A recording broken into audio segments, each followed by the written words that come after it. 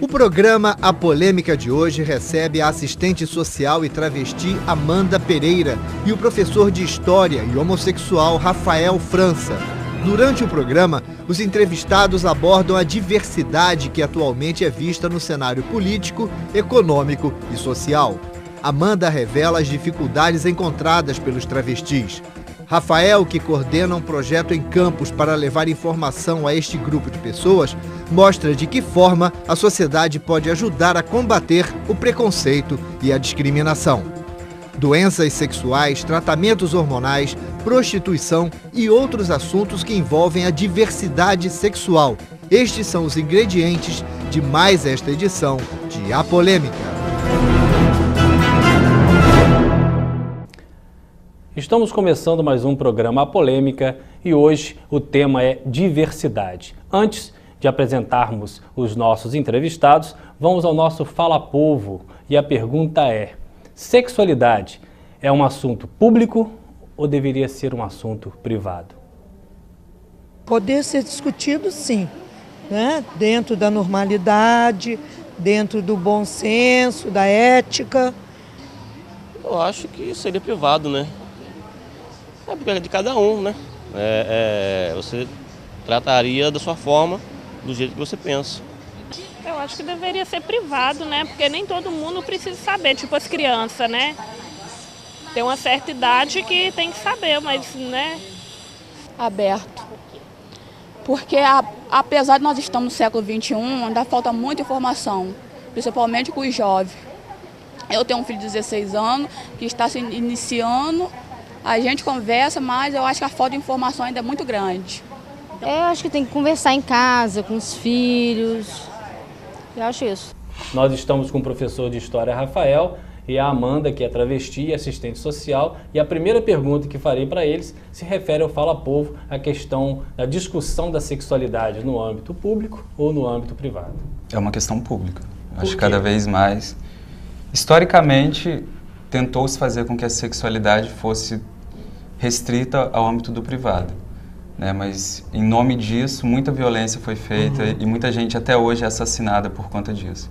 Então acho que trazer o debate da sexualidade para o âmbito público é fundamental para que a gente possa desconstruir parte desses preconceitos e conferir mais autonomia às pessoas, né? Amanda, qual a sua opinião? Se a sexualidade fosse tratada em uma dimensão pública e ela não fosse restringida a aspectos morais e conservadores, as violências a determinados grupos que demonstram a sua identidade, elas seriam até de menor grau. Essas pessoas não sofreriam tantas sanções. Se isso tivesse já embutido no caráter da formação da própria família, esses jovens homossexuais, esses jovens heterossexuais que também por masculino, por ser homem, também é imputado muita coisa diferente do ser mulher, porque a mulher já é algo natural, né? E também meio que social. E até deixar claro... Mas o homem sofre muito mais punições. Sim, e até deixar claro para o telespectador que o homo vem de semelhante, não vem de homem, né? E isso é uma coisa muito interessante de ser colocado, que parece que o homossexualismo parte do princípio que é focado no homem. A mulher que tem um relacionamento também com a mulher, ela também é homossexual em outra característica. Agora, vamos falar um pouquinho, eu estava assistindo essa semana, por coincidência, uma entrevista do Marcelo Taz, do CQC, e ele contando a trajetória do relacionamento dele com a até então filha, que até os 15 anos assumiu a bissexualidade e depois se tornou trans. Mora nos Estados Unidos, trabalha na OEA, tem toda uma realização profissional nisso aí. E eu queria começar com vocês nessa questão primeiro da criança, da formação em casa. E aí a gente pode conversar os três de uma forma livre.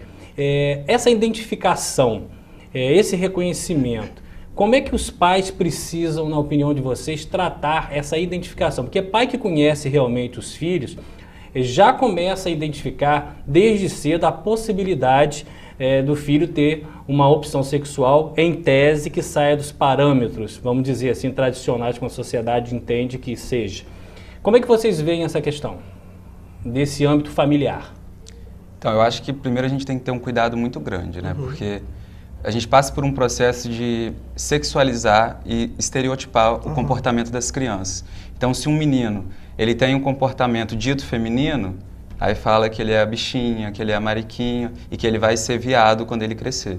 Se a menina é muito masculina, considerada muito masculina, ela será lésbica. O que não tem nada a ver, né? Assim, e aí a homossexualidade não é uma opção, é um outro cuidado que a gente tem, é uma orientação de onde que vem. E é uma forma de expressão também. Sim, é parte da sexualidade humana, né? E até hoje, assim, não se conseguiu identificar o porquê que a pessoa assume essa identidade, né? Por que a pessoa se torna homossexual. Da mesma forma que não se explica por que a pessoa é heterossexual.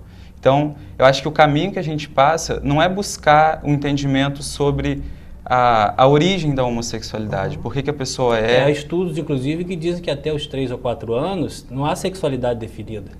Isso é muito complicado, isso, assim, né? porque quando a gente pega a história, você vê, por exemplo, que o comportamento homossexual, né, a relação entre pessoas do mesmo sexo, isso existe na Grécia Antiga, em Roma, só que o sujeito homossexual, a pessoa identificada enquanto homossexual, isso é do século XIX. E sempre que se tentou buscar uma explicação para isso, seja na biologia, e hoje está muito na genética, né? A gente vai assistir um programa que vai falar, por exemplo, que o cérebro do homossexual é diferente do cérebro do heterossexual. Então fica buscando no próprio corpo uma identificação para aquilo que ainda é visto como um problema. É porque tudo tem um caráter de explicar de acordo com a dimensão biológica.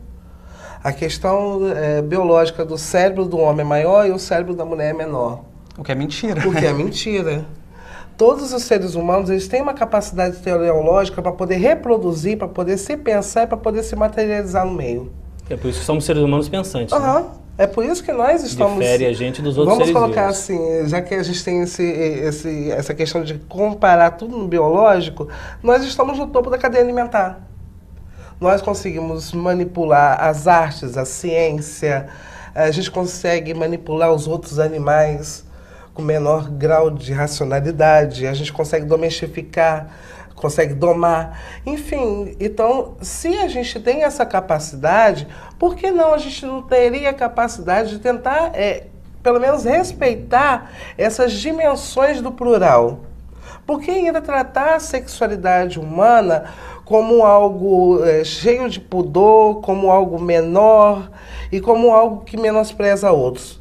Poxa, travestis, homossexuais, gays, lésbicas, todas essas nomenclaturas, somos todos seres humanos, aptos a estarmos em um mesmo local de debate, um mesmo local de apoio. Então, se dentro da casa essa criança está sofrendo sanções, está sofrendo punições e tal, e o comportamento dela não é apropriado com o que o pai quer e tal, tenta ver de uma forma mais abrangente que o ser humano não é apenas o órgão sexual dele. Ele é toda uma construção, É toda uma construção. E aí carrega um pouco da cultura do pai e da mãe também. Isso é importante colocar. Você está acabando forçando, estereotipando aquela criança, forçando aquela criança a uma identidade que ela talvez não tenha, porque ninguém vai saber se ela vai ser heterossexual mais tarde, ou homossexual mais tarde, ou travesti ou transexual mais tarde. Ninguém vai saber. E quando você coloca isso, essa criança vai criando outros mecanismos de defesa. Agora, e dependendo dessa... Eu não sou psicólogo, tá? Não, claro, a gente só está... dentro até dessa questão do relacionamento com os filhos, é importante também saber esses limites, até para não criar dentro de casa homofóbicos. Né? Porque às vezes o tiro sai pela culatra e você acaba transformando... Sai um pouco da discussão da sexualidade e taxa aquela pessoa como ódio a uma diversidade sexual. Por aí, Rafael? Eu acho que a questão principal assim, é criar mecanismos de diálogo. Assim, primeiro mudar a pergunta, que não é questionar se as pessoas, por que as pessoas são hétero ou homossexuais, né, mas entender que são sujeitos de direito. Então, independente da orientação sexual, da identidade sexual de gênero da pessoa, é buscar com que essas pessoas tenham seus direitos assegurados.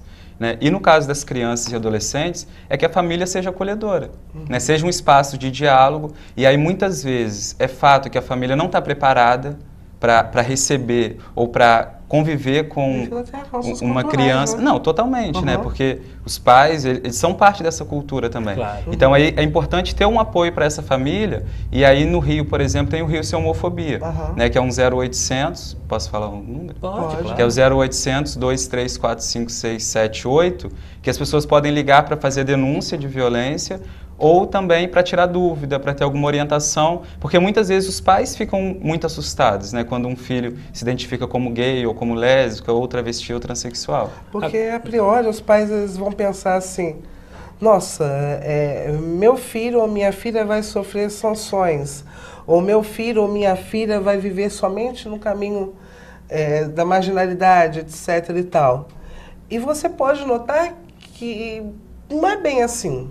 Se você quiser, se você tiver... Há marginalização em todos os... com os héteros, como tem também com os homossexuais. Isso. E no caso dos homossexuais, eu acho que a marginalização é bem mais ferrenha, assim como também a própria violência contra homossexuais. Mas aí eu vou fazer uma pergunta para os dois, porque o meu papel aqui é perguntar.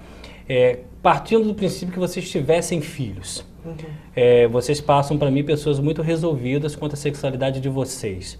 Mas para os filhos de vocês, partindo com o amor que a gente tem para o filho, talvez seja um dos maiores amores do mundo. Você torceria, entre aspas, que o seu filho fosse homossexual? Partindo do princípio que você é realizado com a sua sexualidade.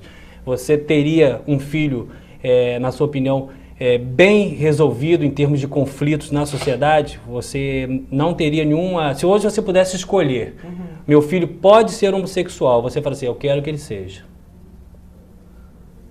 Eu quero que meu filho seja. E você? Não teria problema. Eu vou te falar a verdade. Eu iria dar o apoio. Iria conversar, iria dialogar e tal, sem querer passar nada para ele. Mas esse apoio também iria ser um apoio que ele talvez não poderia encontrar na sociedade. E certamente não encontra, né? Assim, Não é ser hipócrita também. Então a gente também volta na dizer... questão da família, da importância desse acolhimento. Sem dúvida. A família, é fundamental. ela seria o grande sustento para aquela pessoa base, né? Ter a sua autoestima, o seu valor enquanto ser humano. Eu entendi, só que aí a gente entra em um outro conflito, vê se o Rafael concorda comigo. Nós, independente de sexualidade, reclamamos muito dos pais e dos avós, né? Falam, meu pai não me entende, minha mãe não me entende. Só que são gerações completamente diferentes da nossa, né? E como é que termos um filho homossexual? Como é que o choque da nossa geração, da carga que a gente carregou, como é que a gente quebra isso para poder dar essa base, esse sustento? E aí? Então, eu acho que é o grande desafio, né? E aí passa muito, eu como professor de história, como educador, passa pela questão da escola, né? Mas está preparada para isso também, né? Que é preciso que a escola acolha isso enquanto um debate, por isso a sexualidade ser uma questão pública. Embora nós vivamos isso... apenas com temas transversais, né? Não, claro.